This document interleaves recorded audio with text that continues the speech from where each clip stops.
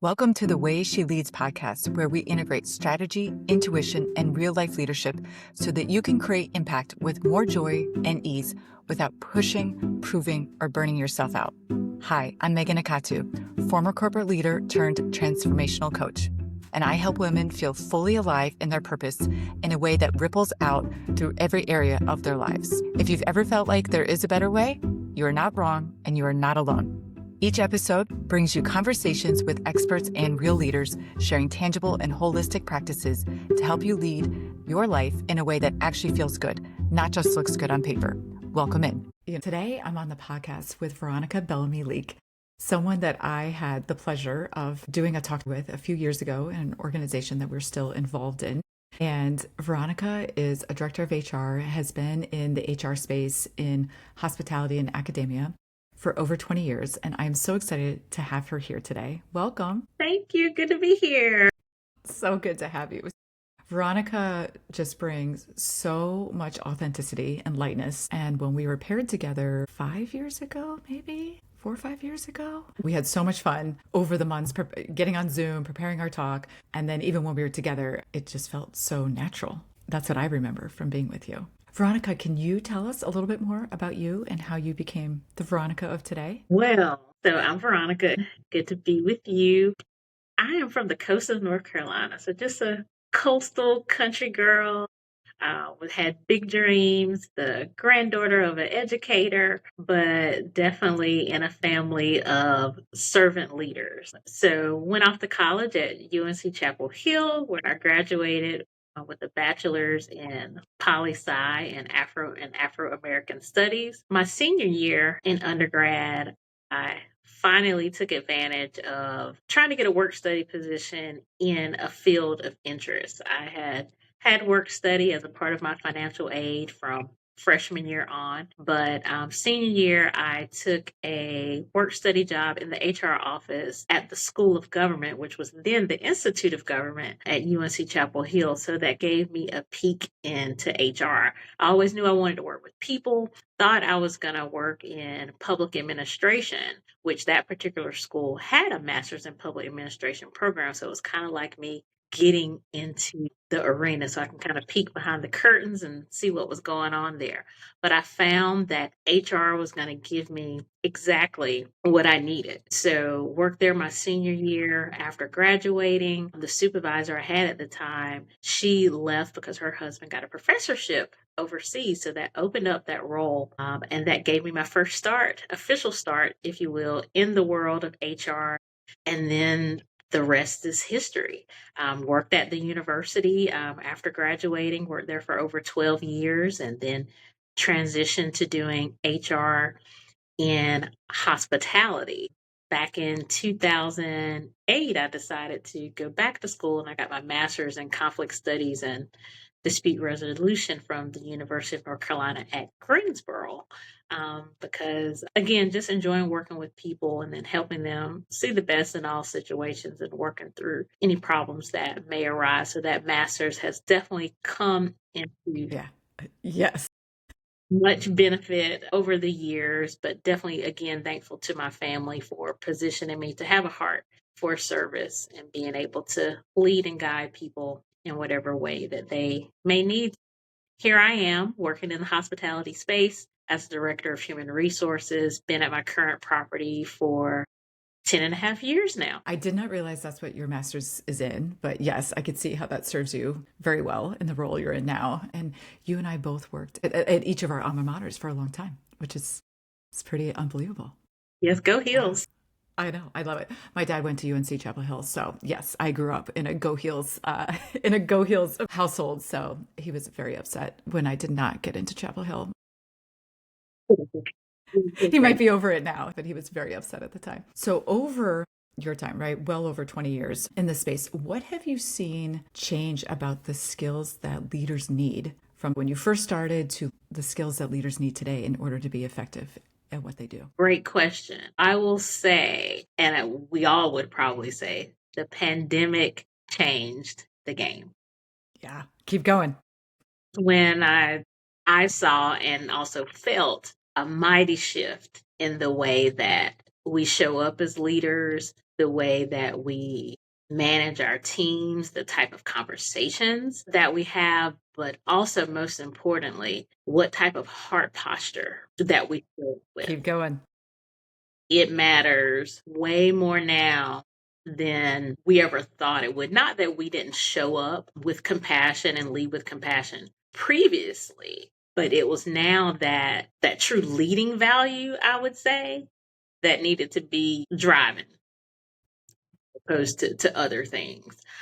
So I would definitely say 2020 up to the present, we are still evolving and adjusting to how we should lead. The days of just expecting people to do as we say or show up on time, or that their personal issues remain outside of the workplace. Those days are gone. People truly are and should and often have to bring their whole selves inside of the workplace. So it could be medical issues, it could be concerns with care for younger kids, because as we know, childcare is very expensive.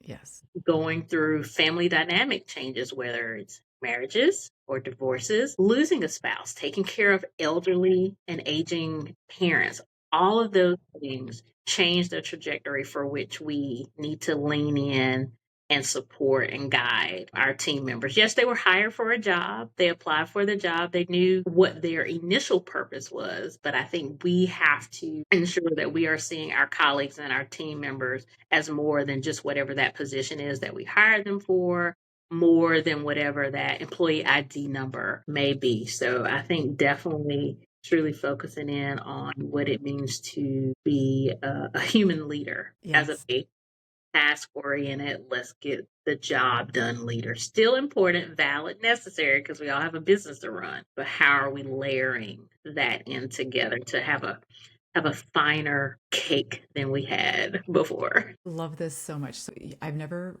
heard the word heart posture. What I'm really hearing from you is people have other things going on and there's initial purpose and then people evolve. And I'm not sure that everyone is looking at it that way It's from hard. that human standpoint. It's hard. I mean, a generation of work ethic and that of, let's say, my parents and grandparents are probably more so aligned and framed in the particular way of showing up on time, putting work first.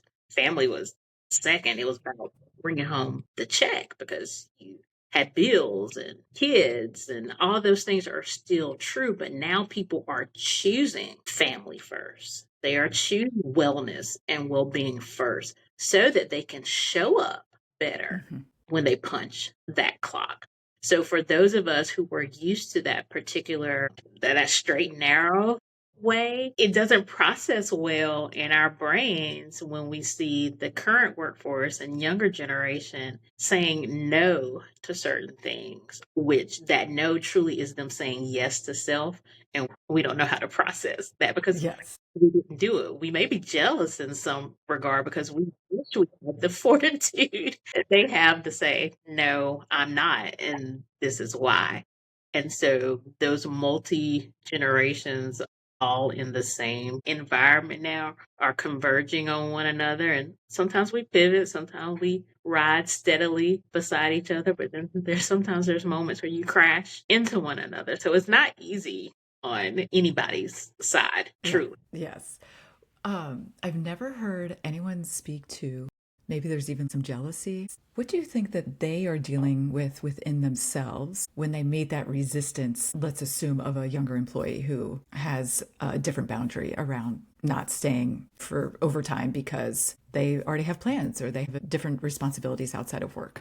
Well, I think our truth is our truth, and nobody taught or showed us otherwise.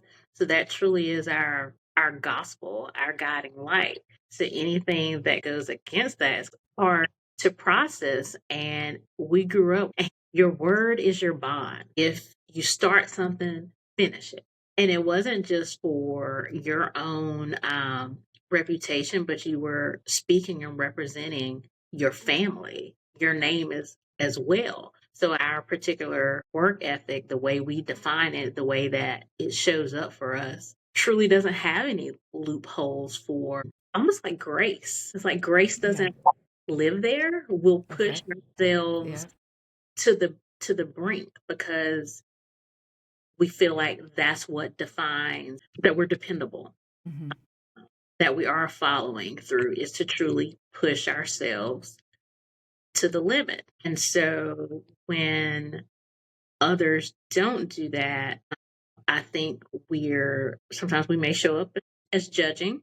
I think where we missed a mark is not trying to understand. And that's definitely where we can lean in. Well, why is it that they're choosing to say no? Why is it that they're choosing to say, well, my child has this, so I won't be able to work extra today? Whereas for us, it may have been, oh, overtime? Yeah, sign me up. Again, there was this perpetual cycle of work, work, work, work, work, work. And my husband challenges me now and he says, what are we working so hard? Right. Because I'm known Yeah. to my family as the budget queen. Okay. I, I love saving. It's important to me. I'm thinking about the future tomorrow. So I always want to make sure I have and that we're in a good place. And he always challenges me to, well, what are we saving for? Shouldn't we be enjoying life Mhm. now? Which is so true. But it's hard for even me to break away from that because I'm always thinking of the what if. I need to Mhm. be in planning mode. I need to be in preparation mode. And so again, that goes against, that shift we see in the workforce now where many of our colleagues or team members are living more in the right now, Mhm. whereas we're more forward thinking and planning and put up and we put away and we tolerate for the good or what we believe is the good or best for the family because there's this perceived future outcome of what is to come. But they're more so focused on living for today, living in the moment and finding the joy there Yeah. where we sometimes delay our joy which Yes. probably we shouldn't be doing, but we do it because we want to show up in a particular way. We want somebody to see and acknowledge our good works. Yes. Yeah. It looks like running ourselves ragged. So what is the purpose of running ourselves ragged for external validation? What does that get us at the end of the day? Absolutely. Yeah. The purpose part is so important that we can find alignment just through the purpose, not through putting in a whole bunch of extra hours. Yes. Yes, absolutely. And it can look like many things to different people, but we have to be okay with it looking different for different people. Beautifully said. How do you think the more human led and heart centered leaders are evolving? I think they recognize that they are, in fact, human too, that they Wow. make mistakes, Yeah.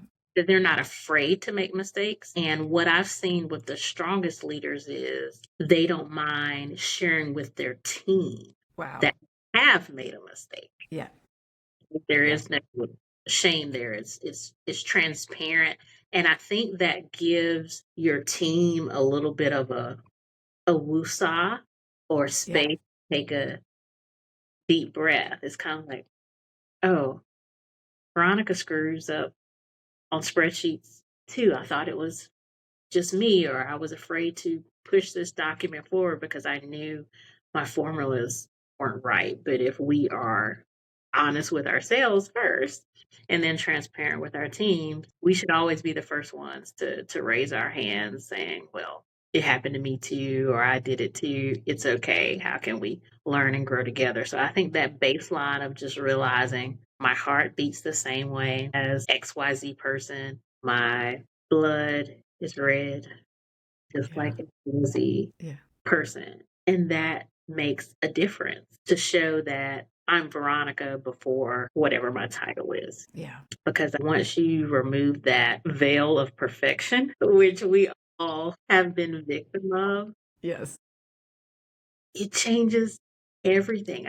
When you remove that veil, that's when your brain can truly do what it needs to do, that you can kind of tap into those gifts and skills that you naturally have, and then communicating to your team that you're not expecting them to be perfect. Are you expecting them to challenge themselves, try something different? Yes, but you're not expecting them to get it all in one swoop.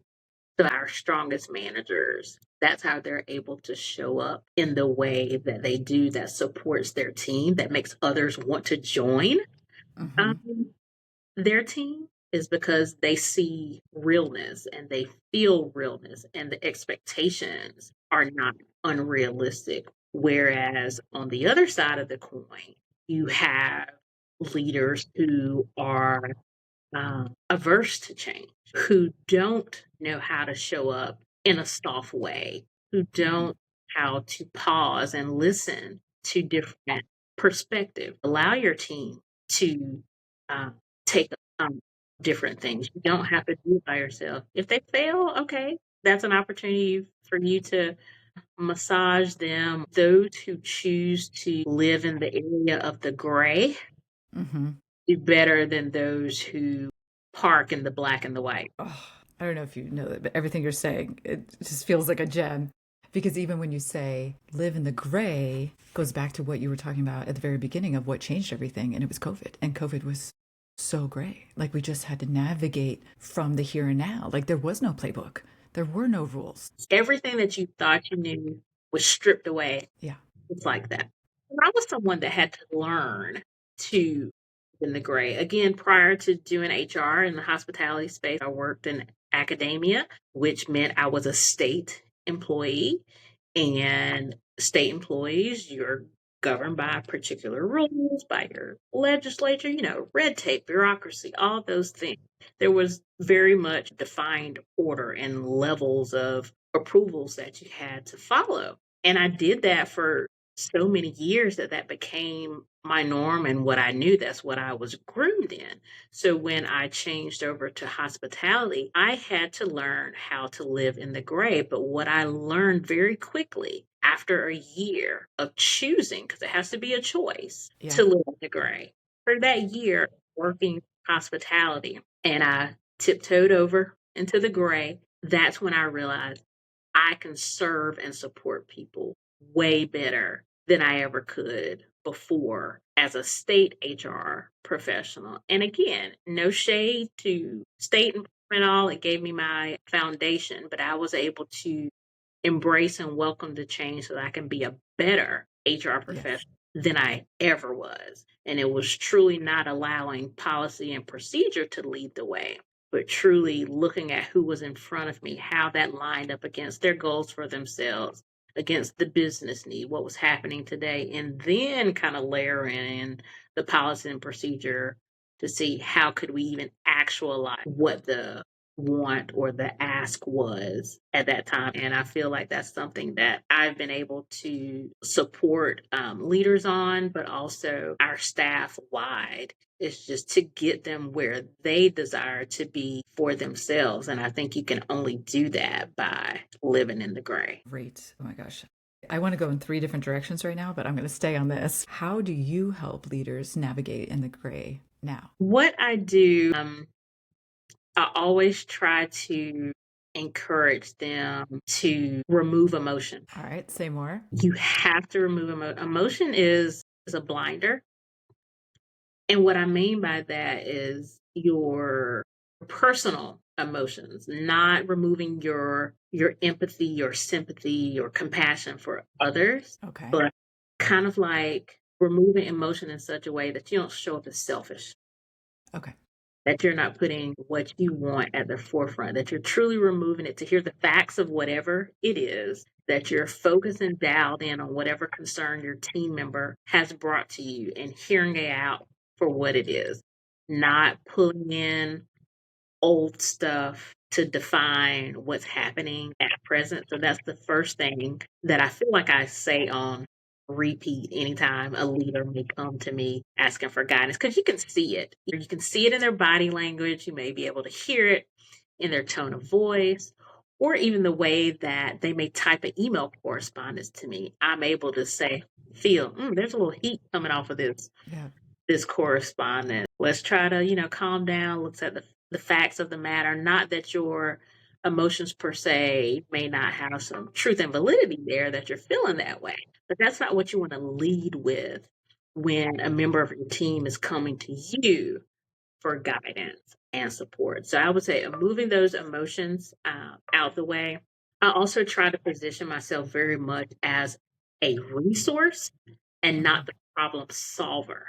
Yes. Want the leader to manage their people because that's what being a manager is. Manage Right. people, manage places, you manage things. I want to be positioned as just a resource, like the library book that you check out, you take off the shelf, you flip it open, you get what you need, and then you put it back when you're done with it. Because you have to learn how to deal with the hard things as well. You have to learn the full personalities of your team members. You can't just like John um, on their best days. You have to like John when John may not show up at his best as well, because we don't know what John could be going through outside of work. So we have to get curious too about the things that concern our colleagues. We can't just be concerned about what they do for us. We have to be curious about the things that happen to them, that they go through experience outside of work as well. And of course, allowing them to share at whatever comfort level they choose. But I think that's how you begin to build those lasting relationships and build trust with your team as well. You don't need everybody's social security number. Just show a marked effort of curiosity and trust themselves and their skills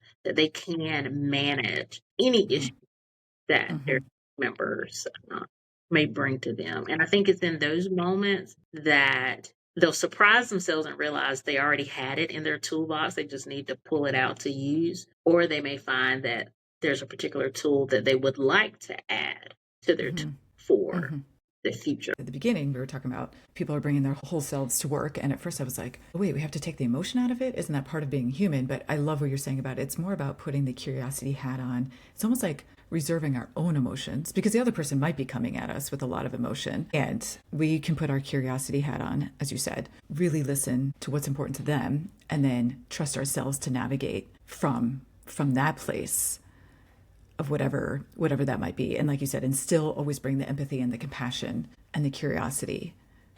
And we can help, then we can manage them by actually really managing our own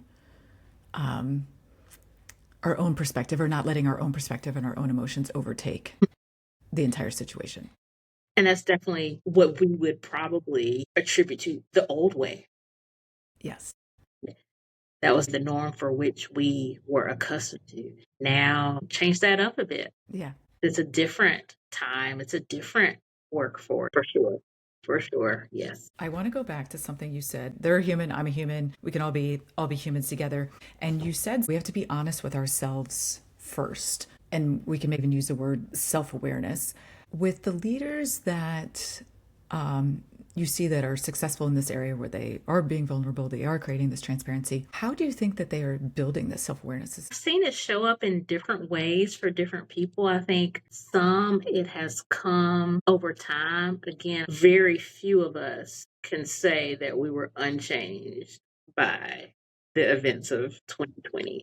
I think that was a humbling time for all of us. Those environmental and societal changes naturally roll into who we are as individuals and how we show up in the work. Some people embrace and walk into this change of self-awareness by force. Maybe there was somebody that's been in their face or been in their ear that's been pointing out these things to them, saying, hey, this is what I noticed. This is a theme. This is repeat behavior, whether it's a trusted friend or spouse, or sometimes you have members on your team that are direct enough. It can always also be choice in choosing to give up the ghost, if you will.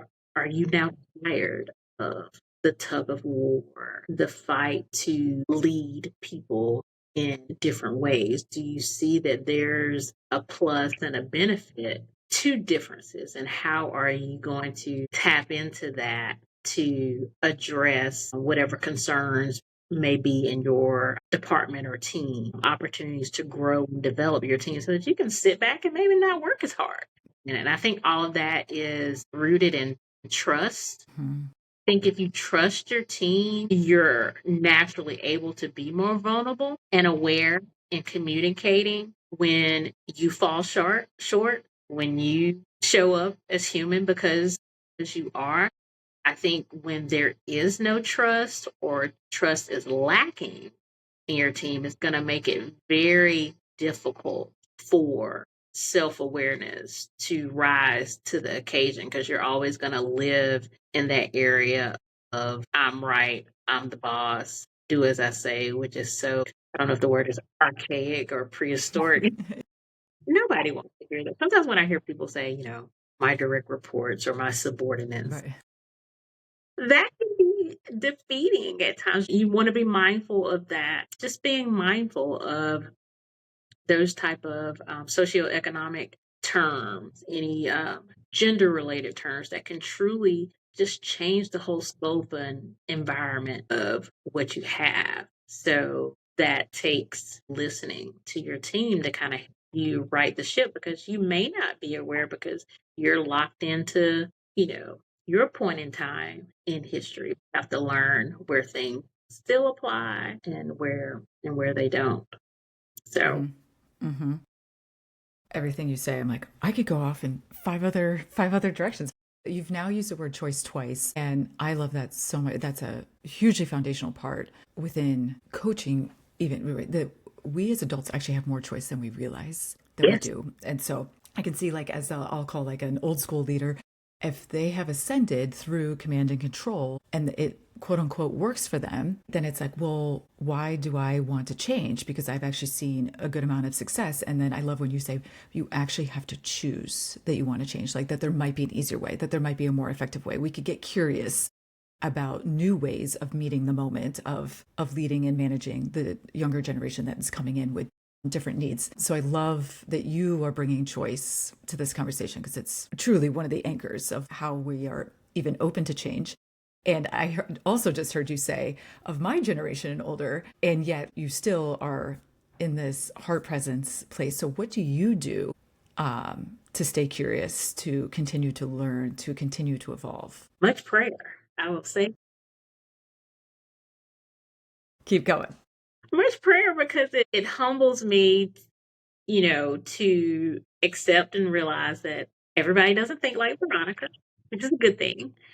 Um, and that those who think differently from me probably have something that I can use for my own personal and professional growth. So I just acknowledging that our differences matter. I try to respect people's space. I don't come in as, this HR czar that knows it all, knows everything. But I truly definitely want to allow people to manage and present how they plan to solve a problem. And I'll listen and then give my feedback or support or challenge their way of thinking and say, well, have you thought about this? Just to get them thinking. Just choosing to show up every day as just a person myself who just happens to work in HR because I chose to work in HR. Someone who just happens to have a master's degree in conflict resolution because I chose to, because I thought that would be something that I could add to my toolbox to be able to better serve others. At the end of all of that, I still want to be Veronica. I still want to present myself as someone that people feel comfortable coming to. Mm-hmm. Definitely don't want to drive policy and procedure down people's throat. It has its purpose, it has its place. But I don't want to lead with that. I want to be the smile that you see passing in the hallways or the voice of warmth if you call me needing for assistance. That's what I do to keep myself grounded, to keep myself in a place of just being human. Let's talk about conflict a little bit Mhm. because you're specialized in it from your master's degree, but I'm sure that you see this every day. So, what does healthy conflict in the workplace look like? It looks like confronting it, not confrontation. Mm-hmm. Confronting it by not sweeping it under the rug, not Mm-hmm. ignoring, not assuming that it's going to get better naturally or go away. You Mm-hmm. have to acknowledge that whatever it is actually there. And you have to have a conversation with the person that may be involved, or if there's a particular issue, you may need to route it to your supervisor. Because sometimes conflict may not always be with people, it could be with systems. So you can't argue Right. with a new Right. program that you have to work with, something tech wise. So that means you may just have to have a conversation with your supervisor that you're having a challenging situation with that. And it goes back to awareness, and it goes to communication. You have to say something, because if you don't, then you truly create this space where this issue is continuing to fester and bother you. And the other person, if there is a other party, Hmm. has no idea Right. that this is even happening, that this is the issue. They're just skipping around doing Right. what they do. If you're having an issue with new software or technology, but you don't say anything, but you're continuing to submit data and reports that are wrong, and your supervisor doesn't understand why you're getting it wrong, well, you didn't communicate. There was a conflict with the issue, there was a challenge here. So you have to say something. And some people are afraid, for whatever reason. But I think once you speak it out loud or send in an email, the weight gets so much lighter. That acknowledgement or self awareness, and Hmm. then you communicate it to someone else, they're going to acknowledge that what you communicated as being a problem is actually a thing. And then now we get into the phase of, okay, let's try to solve whatever it is or pinpoint why this is even happening. And I bring up fear because all of us have different conflict management styles. Hmm. Don't know if I remember all of them, but there is at least 5 different ones that all of us kind of pendulum that we operate on. Avoidance is always a big one. Some people, it may be aggressive in Hmm. approach, but all of us have a different way in which we choose to address conflict. And I think you have to be okay at times with shifting how you address it based on who your audience is as well, which kind of takes you out of what your standard modus operandi may be. But again, communication, that's the bare bone. Yep. Getting over the hump of whatever the conflict is. And you also have to be okay with it not being a linear path to Yeah. Yeah. That's good. conflict. It can at times probably feel like you're in the middle of a ping pong match, going back and forth. You're stating your position, you get more information, the ball comes back, and then you do a little bit more research or whatever, then you hit it back again. And it's just like boom, boom, boom, boom, boom, but back and so you have to be okay with that part of conflict. And that's okay. As long as communication hasn't ceased, you haven't reached the impasse, then to me, as a professional, it's a win. Of course, you want to get to the end or resolution. But as long as communication is still ongoing, that's a pretty good thing. That's Yeah. solid.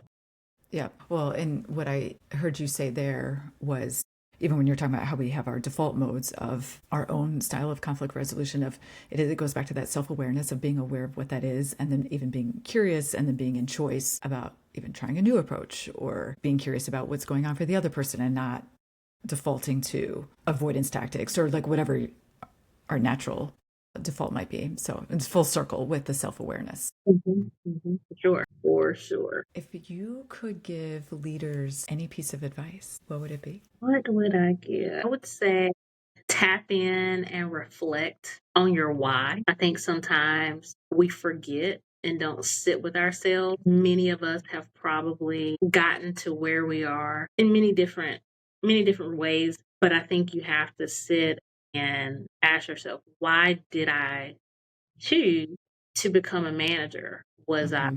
chasing a title? Was I chasing a salary? Was I just looking for that stepping stone to get me to whatever my next was going to be? And all of that is fine. All of that are valid paths for people. I'm sure all of us can raise our hand in saying that, we don't regret maybe the path that got us to where we, but you need to understand your why, because if your why is primarily or solely rooted in the title, then you've missed the mark in managing people and being a people leader. You can't just be a rock star at the function that you're assigned, that's attached to your title, whatever your job duties are in your job description. You can't forget about the people that are counting on you.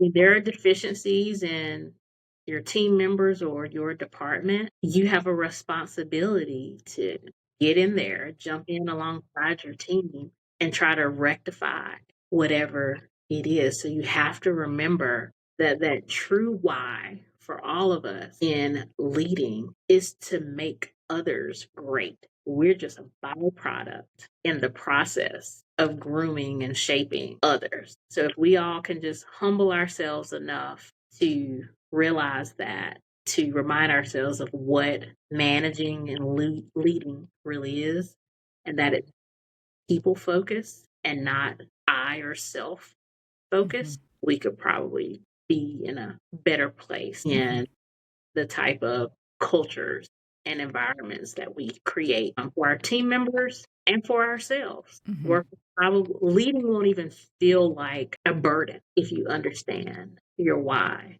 and lean into that human leadership. Yes. Yeah. Well, and I love your connection back to purpose and exactly what you said. If we get into this place of, well, I have to get this done because my boss is expecting this of me, then we get into that forcing and that pushing. Our teams can feel that. And they're like, my leader's not showing up for me as a human. They're just showing up so that they can impress their boss. And people can feel that. We could do both. We can be a human to the humans and still have those great results. But we have to check where our mindset is first about the why. Yeah, so, absolutely. Good job. I would just encourage every leader to take your wins every day. Don't allow the perceived losses or frustrations to outweigh what you decide to reflect on at the end of the day, because you'll miss those sweet moments of where you did show well for your team, where your team gave something back to you in return. So good. And I encourage every leader, jot down 3 wins, like you said, every day. It will literally change your life. It will. You can see that progress and you can see those wins. Our minds naturally more focused on the negative because it's actually a survival instinct. And when we can practice celebrating and seeing what did go well and what did get done, we can really change that perspective. Are you ready for some quick fire questions? Wow. Okay. All right. What does feminine leadership mean to you? Feminine leadership to me means standing on purpose, with purpose. It means taking every natural, nurturing thing that is within us and then just putting it on blast for everyone to see and feel. Just show who you are. Walk with those heels in confidence and leave the room. We all do it in different ways, but that's what it should feel like inside. So good. Yeah, put on the heels. I love it.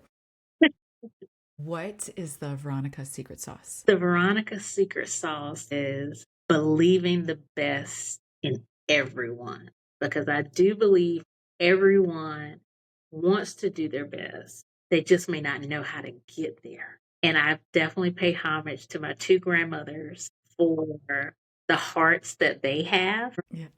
What are you listening to or reading right now? I am listening to currently, which is a podcast called Therapy for Black Girls podcast. Okay.